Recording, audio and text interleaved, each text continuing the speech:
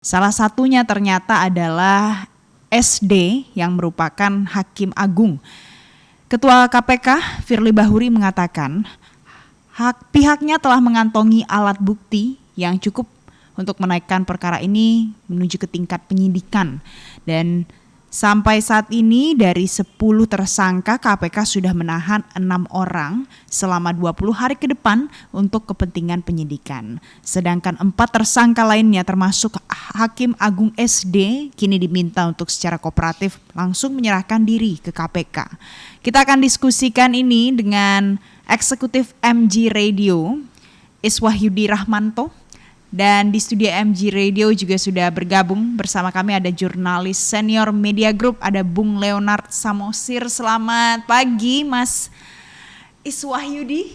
Selamat pagi Valen. Selamat pagi Bung Leo. Selamat pagi Valen. Nah ini kita pagi tadi kita dikejutkan dengan ada OTT tapi melibatkan Hakim Agung. Ini sejarah baru di Indonesia, apalagi di masa pemerintahannya Jokowi. Ternyata tidak cuman soal kepala daerah, kemarin ada gubernur, ada polisi, sekarang Hakim Agung. Kalau menurut Bang Leo, apa yang terjadi, fenomena apa sekarang ini sebenarnya Bang? Ini konfirmasi bahwa memang korupsi itu budaya di Indonesia. Semua penegak hukum mengatakan oh tidak, tapi ini fakta bahwa semua lini sudah tersusupi korupsi. Lalu tadi kan Valencia mengatakan ini sejarah memalukan memang. Walaupun memang sudah jadi rahasia umum, lembaga peradilan itu banyak yang bersembunyi di situ pengatur-pengatur kasus. Ini hanya mengkonfirmasi kalau menurut saya yang selama ini jadi rahasia umum bahwa memang terutama pemutus akhir adalah hakim itu rawan sekali bergoyang imannya. Walaupun memang kita masih menunggu hasil penyelidikan ya, karena kan SD sendiri mengatakan saya clear katanya. Walaupun saya kalau jadi wartawan di lapangan saya mau bertanya, clear itu maksudnya tidak melakukan atau clear melakukan dan tidak ketahuan. Kok ketahuan? Mungkin begitu ya. Saya tidak tahu juga. Beda tipis, hanya beda interpretasi ya Bang Leo ya. Iya. Kalau menurut Mas Iswahyudi, ini kan sekarang yang terlibat ini Hakim Agung, masyarakat pasti kecewa betul. Nah ujung-ujungnya nanti akan minta pertanggungjawaban ke siapa Mas? Kalau selain ke Presiden Jokowi, apa Mas yang seharusnya dilakukan di saat-saat yang sudah terjadi seperti ini Mas? Kritis sekali. Sebagai orang yang pernah mengawal era reformasi, kita berharap dulu ketika era reformasi kan ada ketidakpercayaan terhadap 3 pilar penegakan hukum, polisi, kejaksaan, dan kehakiman. Dan ketika era reformasi kita sangat berharap bahwa 3 pilar itu mampu menjaga kita dalam proses berbangsa bernegara. Nah, penangkapan Hakim Agung yang terjadi pada sore kemarin Belum ditangkap. Oh belum ditangkap, belum. betul. Baru tersangka. Penetapan tersangka.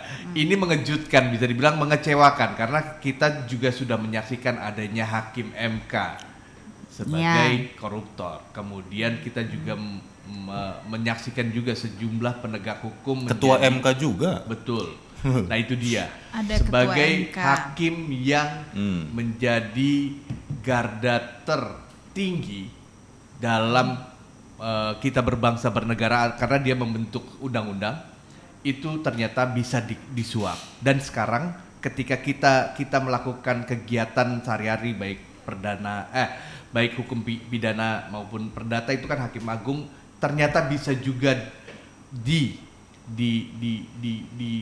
dikedipi lah bisa dibilang kalau Disuap. Disuap. Kok susah banget sih bilangnya? Kita Disuap. coba cari kata-kata yang itu faktanya. lebih halus, Pak. Tidak usah diperhalus. Nah, bisa dibilang ada kekecewaan yang luar biasa sebagai orang yang membayar pajak. Kita berharap orang-orang ini yang kita anggaplah kita bayar mereka untuk menegakkan, untuk memberikan aturan main itu kemudian ternyata tidak mampu menjalankan fungsi. Kalau saya bisa dibilang bisa mengutuk, saya kutuk gitu. jadi batu bahkan. Tapi kecewanya ya di Republik ini memang kayaknya efek jera terhadap mereka yang melakukan korupsi masih tidak membuat jera. Karena kalau hitung-hitungan saya, misalkan saya anggaplah korupsi 100 miliar, kemudian dana untuk membuat saya dikurangi 50 miliar, kan bisa dibilang saya masih untung 50 miliar, bukan begitu Mas Leo? Sebagai orang yang fokus di bisnis. Ya, tapi saya tidak korupsi. Nah, ada hitung-hitungan sederhananya Mas. Sederhana. Jadi menurut saya kita harus sangat membuat mereka yang akan melakukan korupsi itu berpikir 20 atau 1000 kali untuk melakukan itu. Itu yang kayaknya harus dilakukan di Republik ini. Mas Iswayudi, sebelum kita bicara soal hukuman beratnya, kalau sebelumnya yang sering kita dengar tadi ada Hakim MK, Ketua MK, kemudian ada Hakim Tipikor. Nah, kalau ini kan bicara konstitusi, kondisi seperti ini bagaimana sih, seberapa genting sebenarnya sampai konstitusi juga bisa terjerumus ke dalam suap menyuap korupsi seperti Hakimnya itu. maksudnya ya. Hakimnya mengurusi soal konstitusi. Konstitusinya sih bagus. Tapi ini hakim yang mengurusi soal konstitusi. Nah, bisa dibilang hakim ini kan apalagi Hakim Agung ini adalah hakim tertinggi dalam memutus sebuah perkara. Bisa dibilang ketika putusan dari dia sudah keluar itu jatuhnya ingkrah. Dan tidak bisa digugat lagi kecuali ada temuan baru. Tapi bisa dibilang ini ujung dari sebuah proses ketika kita mencari jalur hukum. Tapi ternyata apa yang sudah kita percayakan kepada orang-orang yang harusnya memberikan keadilan buat orang-orang yang mencari keadilan itu ternyata tidak bisa dipegang. Itu yang mengecewakan publik. Dan yang mengecewakan saya juga adalah yang tadi kembali ke soal hukuman.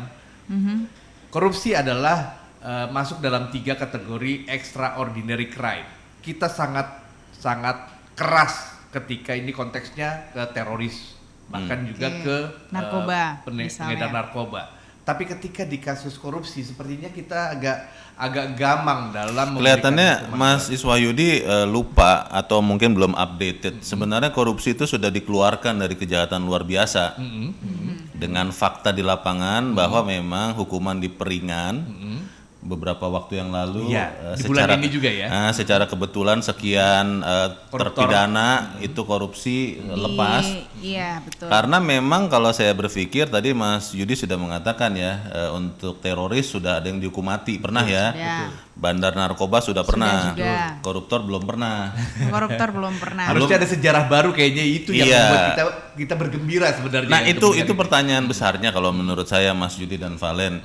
Bahwa kalau memang kita masih menjadikan korupsi kejahatan luar biasa, ya hukum mati juga koruptornya.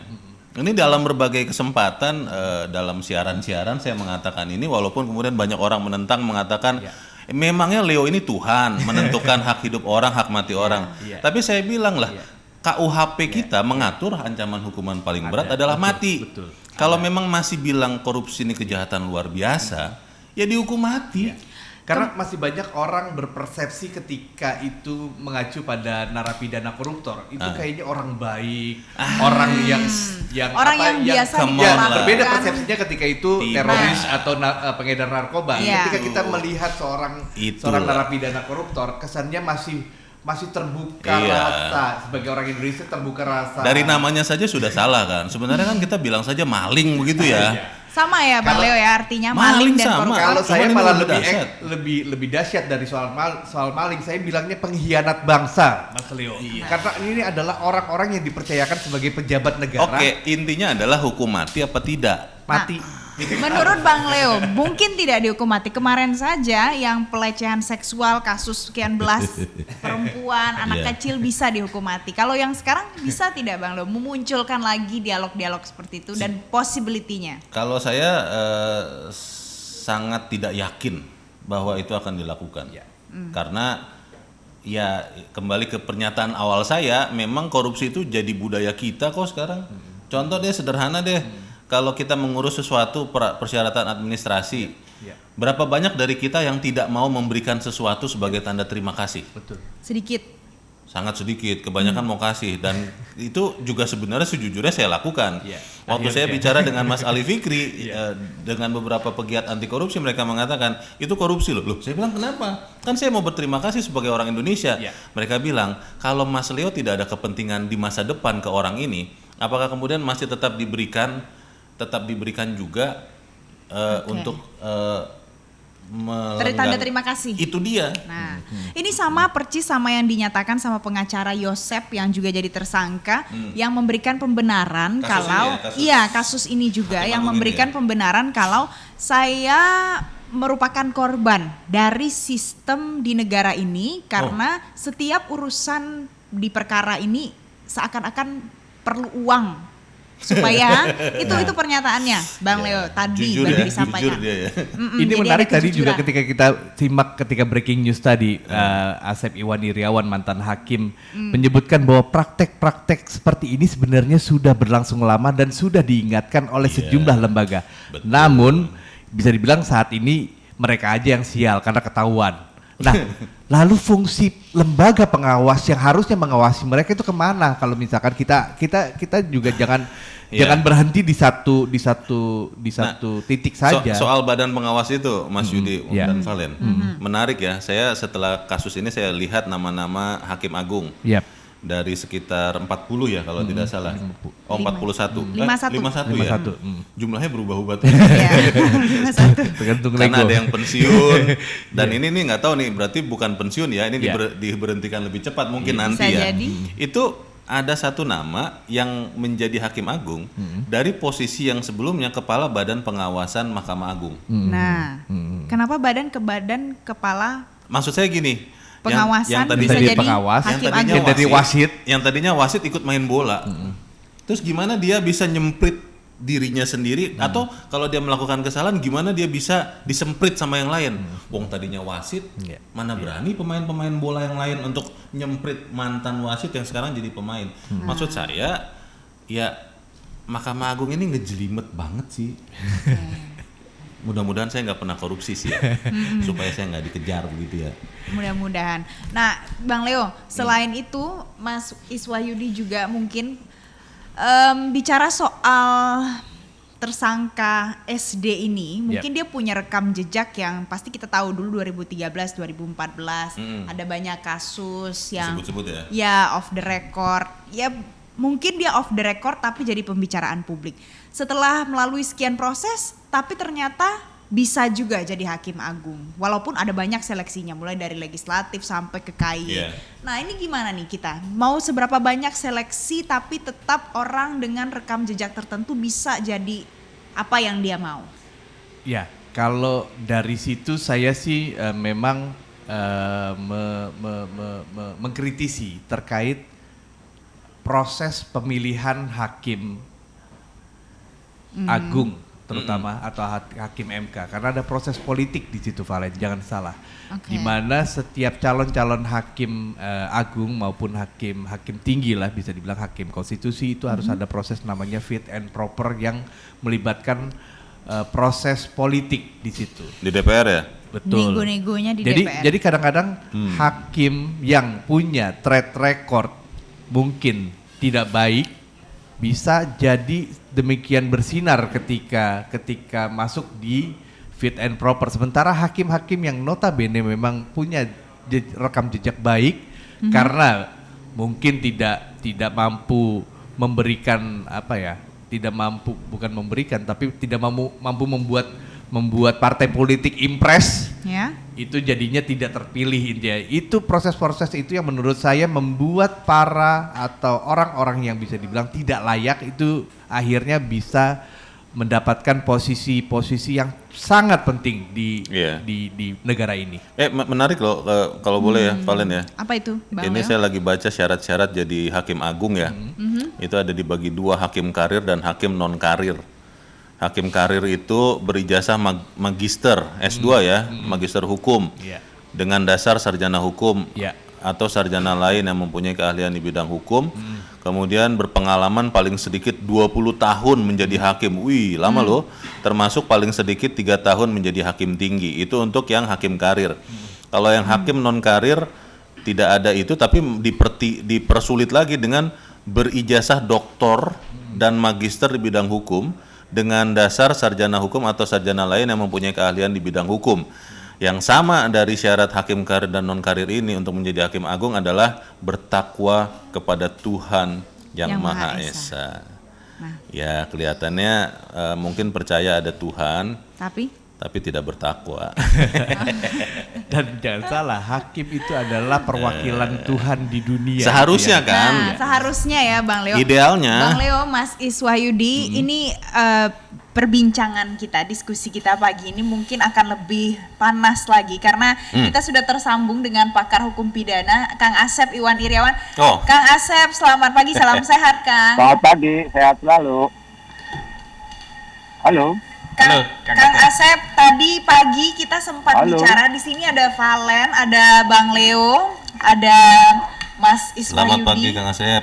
Nah, Kang Asep, kalau tadi pagi kita sudah bicara soal bagaimana Kang Asep menilai fenomena yang terjadi ini. Sepertinya Terputus ya? Terputus. Ah, ya udah. Nanti kita coba telepon lagi Kang Asep. Nah, Mas Iswahyudi, Bang Leo, tadi Kang Asep ini penuh dengan kecurigaan. Dia bilang kalau ini sebenarnya sudah suspicious sejak dari awal sebelumnya.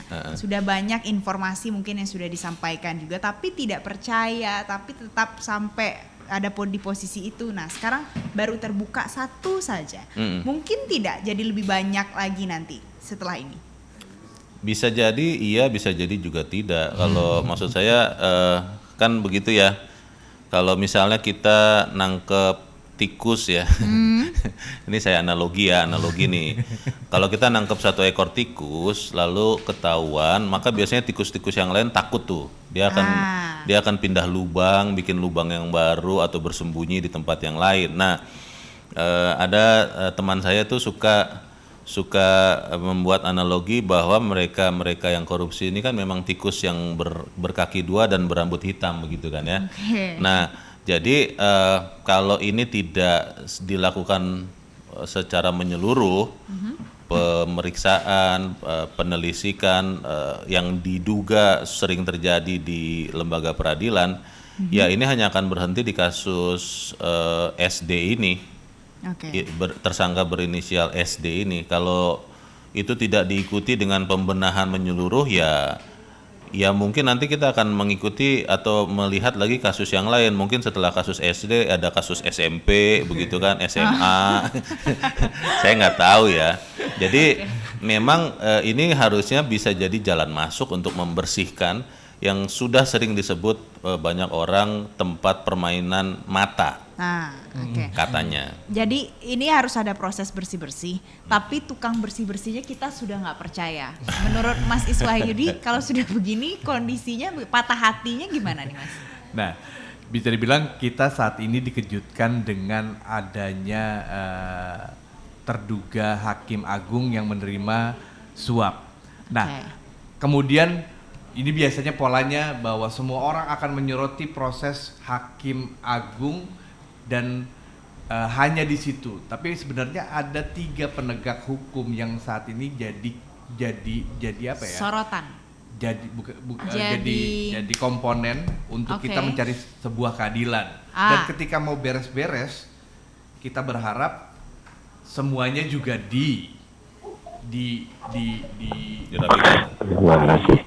dievaluasi juga. Jangan kemudian hakim agung yang muncul tapi kemudian kita tidak mengevaluasi kejaksaan, tidak mengevaluasi kepolisian. Jadi kalau mau beres-beres semua, karena bisa dibilang kita juga melihat fakta-fakta bahwa kayak 3 penegak hukum kita itu agak tidak bisa ya ternoda lah. Terkontaminasi begitu ya Mas Iswahyudi ya. Mas Iswahyudi, Bang Leo, kita sudah terhubung lagi dengan Kang Asep. Kang Asep, selamat pagi Kang Asep. Pagi. Nah, Kang Asep. Halo Kang Asep. Bisa dengar suara kita Kang Asep? Halo. Iya, udah dengar. Mati lagi. Disabot kali ya Kang Asep ya, karena mungkin Kang Asep dari lembaga itu dulu kan. Kang Asep. Di sini ada Valen, ada Mas Iswahyudi, ada Bang Leo, Kang Asep. Ini tadi kan kita sudah bicara soal SD yang sudah ditetapkan sebagai tersangka ini. Berarti ini kan menimbulkan kekecewaan luar biasa. Tadi kita lagi bicara soal bersih-bersihnya nih Kang Asep. Gimana cara mau bersih-bersihnya pada saat tukang bersihnya kita sudah nggak percaya, Kang? Ya bubarkan tuh KY. Dibubarkan. Karena KY yang bikin masalah itu kan. Itu kan udah 8 tahun lalu saya di Metro juga ngomong kan.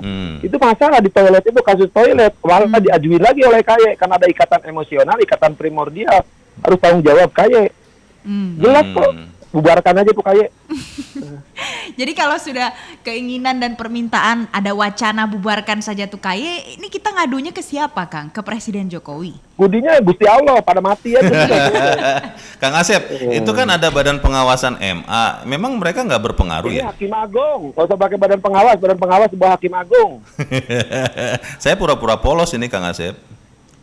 Nggak boleh, kan KY itu kan sejak awal juga kan yang nyalonin. 8 tahun yang lalu diingetin tuh di toilet kan yang satu fraksi. Ya, Iya, lobby ya, itu ya. lobby toilet. Itu bermasalah.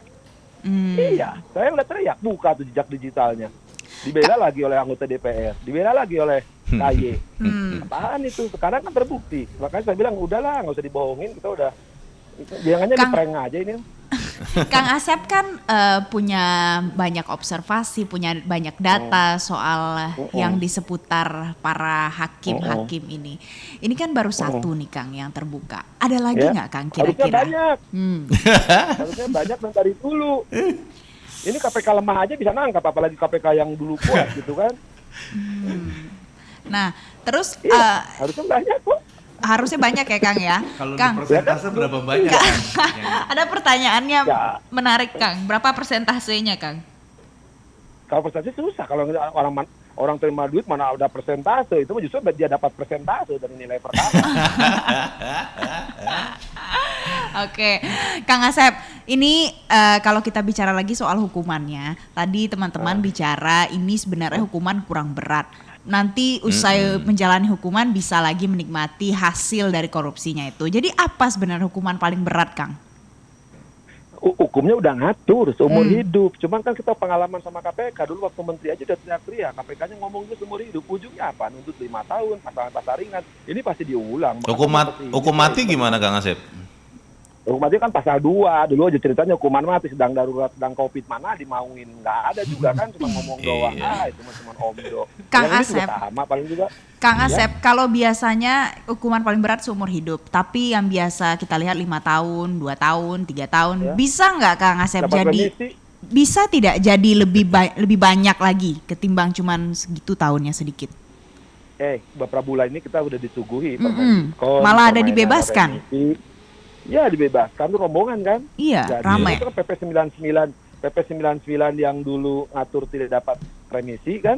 Jadi hak uji oleh MA dikabulkan. Jadi udah lengkap. MA itu secara norma ya PP 99 dibatalkan, itu hak para koruptor karena dia kalau dia melakukan juga aman kan, nanti hukumannya ringan 2/3 gitu. Udah lah, ini memang drama seri kok. Jadi gimana dong Kang Asep? Sudah jadi drama seri tidak Ya, bisa gimana diperbaiki lagi? Karena apa? Karena politik hukumnya kan itu di sekelilingnya Pak Jokowi kasih tahu dong. Ya.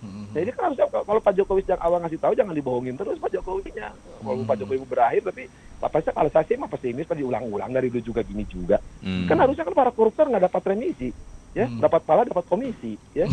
Nah, udah aturannya diganti dengan dibungkus undang-undang, para anggota DPR juga bikin setuju undang-undang pemasarakatan, dikasih rombongan keluar. Tapi Tuhan adil kan, tongolin nih Hakim Agungnya, lu rasain. Tapi ujungnya juga Hakim Agung udah adil anak buahnya lagi nanti. Kan Hakim Agung, menteri aja bukan anak buah dikasih hukum ringan, dapat remisi, apalagi nih Hakim Agung. Iya. Ya, udahlah, saya mah. Atau yang ngadilin hukum aja lah. Atau yang mengadili mahasiswanya gitu ya Kang Asep ya? Kalau nggak mau saya pasti hajar oleh mahasiswa saya. Bapak ngomong di ruangan ini, sekarang gua hajar. Tapi kalau mereka kan namanya juga teman sedulur kafe, teman kafe, karo kowe, gagal maning. Oke. Ya, susah. Kan, kalau kayak gitu kan kita harus menjawab keraguan publik terhadap lembaga penegak hukum ini. Nah, kalau menurut Kang Asep di dunia kehakiman seharusnya apa yang bisa dilakukan untuk membuat kita kembali percaya kepada para hakim agung lah, terutama bisa dibilang seperti itu, Kang Ya Asep. mau percaya gimana kalau di Mahkamah Agung jadi ikatan primordial, ikatan emosional, ikatan lainnya masih berjalan. Kita masih ingat ada hakim tinggi ya sekarang di Jakarta tuh, Saudara Teguh saya sebut ya. Dulu bagus tuh idenya walaupun tidak mungkin ekspor aja hakim dari luar. Tapi kalau saya kosong Impor. pulang aja lah. Kalau presiden mau punya etikat baik ya ganti aja sudah semuanya. Kan Jadi- masih banyak kok hakim agung, hakim tinggi yang bagus kok. Kalau ngarepin yang ini yang kemarin-kemarin dipilih oleh KY pasti diulang lagi gitu kan. Cuman nanti yang nangkepnya juga nggak ada yang berani lagi. Ini hanya sial aja ketangkep. Tadi ditangkap malah. Karena Tadi sial diamkan ya. kan yang 6 ditangkap, yang 4 didiamkan malah suruh Iya. apa namanya? Ter- Akomodatif kata. Bukan- Orang tersangka akomodatif Kooperatif. perkara korupsi. Iya, belum tertangkap tapi tersebut, Kang. Ya, makanya udah tersebut kan udah ditetapkan tersangka kenapa nggak ditangkap? Nah, Kang, kalau misalkan wacananya daripada ekspor misalkan Impor. impor. Misalkan kita ambil dari hakim TNI atau dari mungkin hakim perpajakan, mungkin jadi hakim tinggi sementara itu akan mampu menjawab keraguan atau sama aja? Kalau saya mah jadikan Cepi Hakim, Irfan Hakim, Christine Hakim jadikan Astaga. hakim aja itu. Aduh. Tapi berarti Kang Asep sama sekali nggak ada harapan begitu bahwa lembaga kehakiman khususnya nih ya, kan kalau kita melihat nangkepin koruptor ini udah makin jago nih ya, KPK, polisi juga, kejaksaan juga. Tapi kan di kehakiman ini kan penjaga gawangnya kayaknya gawangnya sengaja dibiarin bobol begitu. Iya. Nggak ada harapan sama sekali Kang Asep. Nah, yang bukan hakim aja diringanin dikasih diskon, apalagi hakim. Oh. jadi kalau sudah Bayangin kayak coba, gini, yang bukan tuh gimana Kang Asep? Siapa Iya. yang paling bisa melakukan ada komplain? berani politik hukum perubahan radikal dari presiden bikin perpu, bikin apa, ganti itu semua. Oke. Keras kan? Awal kan? Berarti Kata sekarang perpu, kuncinya Mas, ada di kata presiden menurut Kang Asep ya? Kalau masa presiden harus berani dengan kejadian kayak ini hakim agung ada indikasi sebelum tadi kan perpu ya PP 99 dirubah, koruptor dapat remisi, dapat diskon dan kejadian ini hakim tidak sekali 2 kali, kurang lebih hakim itu 22 orang mengatakan hakim agung sejarah pertama ya sejarah pertama ketangkep. Dulu kan bisa kasih tahu nih supaya dia juga tidak lupa. Dulu pernah ada hakim-hakim agung diadili loh. 2000-an buka, dibebasin kok. Kaitannya dengan wartawan yang dari Bandung itu coba buka. Dulu Itu- ada hakim agung loh, 3 Itu orang. presiden Itu sebagai tadi- kepala negara kan Kang Asep ya, bukan kepala pemerintahan kan. negara kan dia bikin undang-undang. Kenapa enggak keadaan darurat? Jadi penegakan tidak hukum? bisa dibilang nanti wah ini mengintervensi hukum, tidak begitu ya. Bukan kan sekarang politik hukumnya kan boleh undang-undang dirubahnya kan. Iya, iya. Kalau dia bikin undang-undang kenapa enggak gitu kan? Betul. Kalau sekarang apalagi kemarin presiden malah bikin peraturan itu yang gaji hakim sampai ratusan miliar. Kan belum sebulan itu. Dari nangani perkara. Itu gaji halalnya loh sekian ratus miliar itu kan. Itu mungkin harapannya supaya tidak ada kasus Tidak ada SD korupsi. ini Kang. Jadi Kang Asep, jadi itu gagal. Itu bukan gagal lagi, justru semakin gede tawaran semakin gede kalau gaji Nah. 50. Makin gede dong, itu 800 juta yang ketangkap, yang ketangkap 800 juta dikali Nah. 8 tahun lah. Nah, Kang Asep, kalau itu kan yang dari proses hakimnya. Kalau sekarang yang bikin orang jera terkait orang mau melakukan korupsi itu menurut Kang Asep apa yang harus dirubah, Kang Asep? Mindset. Kalau orang berperkara ingin menang, pasti nyuap. mm-mm. Kalau ingin benar, ya sudah, udah benar mah, udah di PN udah terima. Coba juga di PN, di PT masih berusaha di Mahkamah Agung. Ya berarti apa? Mindset mereka sejak awal juga berperkara itu bukan ingin menang. Bukan ingin benar, tapi ingin menang. Ingin menang pasti ada uang kan. Iya. Nah, udah gampang ini kan. Ini kejadian bukan sekali 2 kali. Lebih lengkap kan permainannya bagaimana pegawainya, bagaimana asistennya, bagaimana panitia sama itu. Artinya saling tahu sama tahu. Guyup ya Kang Asep ya. Kolektif, Guyup itu Ini aja bersaudara. gotong royong. Bagi rata ini aja musyawarah mufakat ini kan. Mufakat coba bayangin keadilan sosial diterapkan banget gitu. Sama aja. Keadilan sosial tapi ketuhanan yang Maha Esanya lupa itu Kang. Oh, dia tuh bukan ketuhanan. Dan makanya judul putusan demi bukan demi keadilan berdasarkan Tuhan yang Maha Esa, demi kewanitaan yang adil dan beradil. Aduh, sudah berubah ya Kang ya. Tapi ya, Iya, demi keuangan. nah ya itulah. Memang kalau kita bicara ini nggak akan ada habisnya ya Kang Asep, nggak akan ada habisnya kekecewaan dan nggak akan ada habis kemarahannya. Tapi Kang Asep terima kasih ya Kang sudah bergabung Sama-sama. sama Jangan serius lah, mah bercanda kita. aja. Iya, Iya betul. dong, kita bercanda sambil Terima diskusi. kasih. Terima kasih Kang Asep. Ya, sama-sama kembali.